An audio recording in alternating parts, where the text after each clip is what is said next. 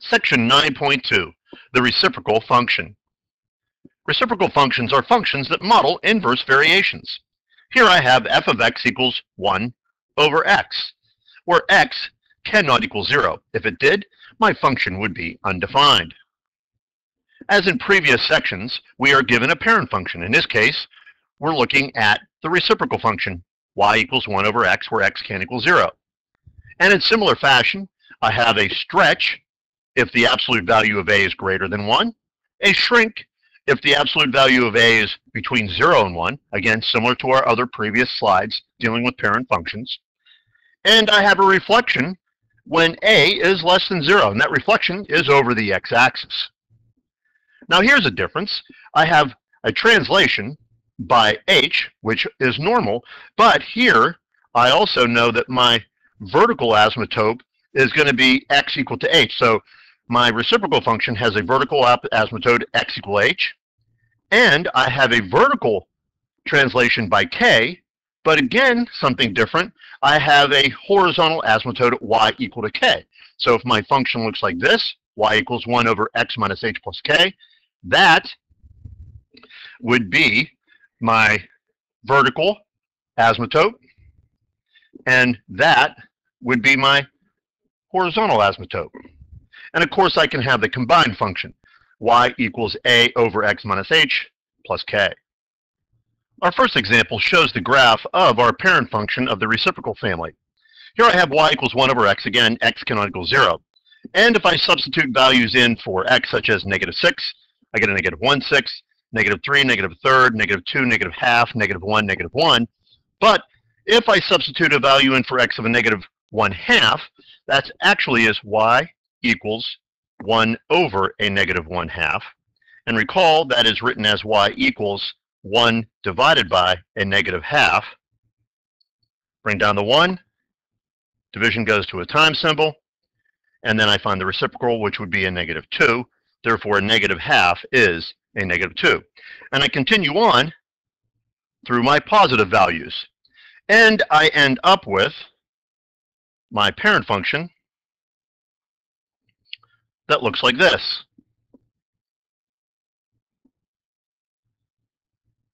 And you can see I have two sections, and each one of those sections, or each part, is called a branch. And I know that my h is 0. Therefore, I have a vertical asymptote at 0, so that is x equal to 0. And I know that my k is 0, and that gives me a horizontal asymptote at y equal to 0. And that sets up my two curves that we call branches. In this example, I want to make a table of values, then sketch a graph of each inverse variation. Here I have y equals a negative 5 over x. Let's take a look what this does to my original parent function, which is y equals 1 over x. I have a negative out front, so that's a negative a, so I know this is going to reflect over the x-axis, and I know my a value is greater than 1. And since that is true, I'm going to have a stretch of my parent function by 5. I set up my table by substituting in values for x and then simplifying, and I get a graph that is reflected over the x-axis and has a stretch of 5. And I know that my h is still going to be 0, and that tells me I have a vertical asymptote x equal to 0.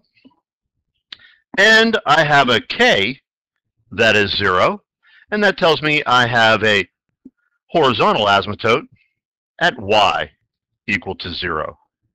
My next example, I have y equals a negative 0.4 over x, and the changes from my reciprocal parent function of y equals 1 over x. Again, this is negative, and that tells me that I'm going to have a reflection over the x-axis. My a is between 0 and 1. Therefore, this is going to be a shrink. If I plot my values in for x, I can generate my table, and I end up with branches separated by my vertical and horizontal asymptote. And my function for y equals a negative 0.4 over x looks like this. My h is 0. Therefore, that tells me my vertical asymptote is going to be at x equal to 0. And my k is 0. And that tells me my horizontal asymptote is at y equal to 0. Here I want to sketch the asymptotes and the graph of each equation. My equation I want to graph is y equals 1 over x plus 5 minus 3. The first thing I do is sketch my parent function, which is this reciprocal function of y equals 1 over x. And I've done that. I know my x equals h is 0, is my vertical asymptote. I know my k, which is 0. Therefore, my horizontal asymptote is at y equals 0. So the first thing I need to do is to sketch the asymptotes of this equation. H is a negative 5. Therefore, my vertical asymptote is at x equal to a negative 5. 1, 2, 3, 4, 5.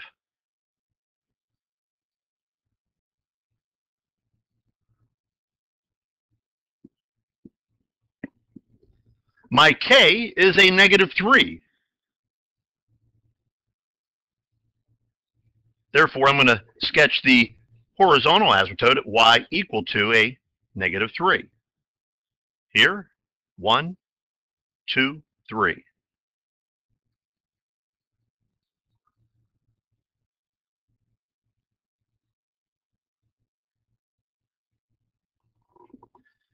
Now on the equation, I know that I'm going to move every point to the left 5 units and down 3 units, as we've done on many parent functions and equations we've done in this chapter and other chapters. So let's start by moving each point. So I start with this point, doesn't matter which. So 1, 2, 3, 4, 5, down 3. 1, 2, 3.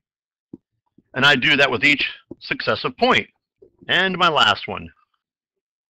1, 2, 3, 4, 5. I'm guessing because I'm off the graph, but I can go down 3. 1, 2, 3. It's a rough estimate. You can plot that. And there is the lower branch. And then I proceed to the upper branch and move each to the left 5 and down 3. 1, 2, 3, 4, 5, down 1, 2, 3.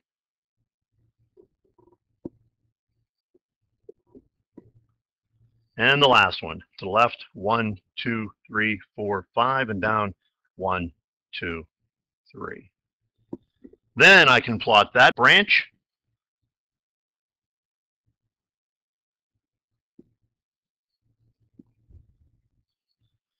And now in red, I have my new equation translated from my parent function. On this example, I want to write an equation for the translation of y equals 3 over x. I have a stretch of 3 that has the given asymptotes.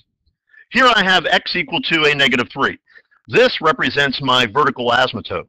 And I know that my vertical asymptote is at x equal to h. So I know my h value is a negative 3. My horizontal asymptote is at y equals a negative 5, and I know that is my k value. Therefore, k is a negative 5. My combined parent function, now I just substitute the known values in. I already know that a is 3. So I have y equals 3 over x minus a negative 3. Well, a negative 3 would be a plus 3 minus 5. Similarly, on this problem, I have x equal to 0, so my vertical asymptote is at x equal to h, so h is 0. And my horizontal asymptote is y equal to k, and k is equal to 2. Using my combined parent function, I have y equal to a, which I know is 3, over x minus 0, which is just x, and plus 2.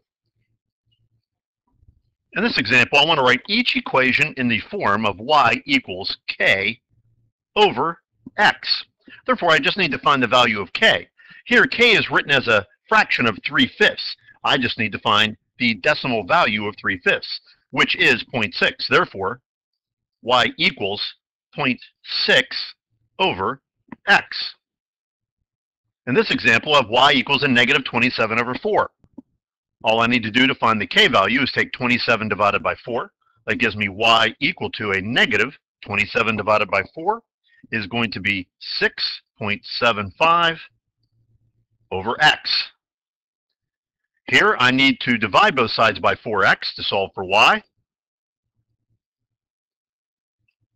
And that's going to give me y equal to a negative 9 over 4x. The k value is going to be 9 divided by 4. So y equals a negative 2.25 over x. On this example, I want to graph each pair of functions, find the approximate point or points of intersection. I'm given two functions, y equals 2 over x minus 1, which is a reciprocal function. This is translated to the right 1 and has a stretch of 2. I have a horizontal line of y equal to 5. I can solve this algebraically by just substituting my known value for y into my reciprocal function. That will be the intersection point.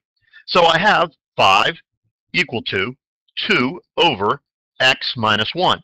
Now I need a corresponding x value for the ordered pair of the y value of 5. So I solve for x. Multiply both sides by x minus 1 gives me 5 times x minus 1 equals 2. Distribute. 5x minus 5 equals 2. 5x equals 7, or x equals 7 over 5. If I find the decimal value of that, that's going to give me 1 2/5, which is 1.4. I can also find a graphical explanation of this. Here you can see in my calculator, I've already plotted the reciprocal function 2 over x minus 1, and my horizontal line at y equals 5. I can show you the graph, and you can see my intersection point is right here. I'll bring that over, and now what I can do is calculate that intersection point. Second, trace gives me calculate. I want to go to number 5, intersection, and now I have my first function, and I hit enter, and now I'm on my second function. Hit enter, it's going to ask me for a guess, and you can see I get an x value of 1.4, which I got when I solved algebraically. So either version is acceptable.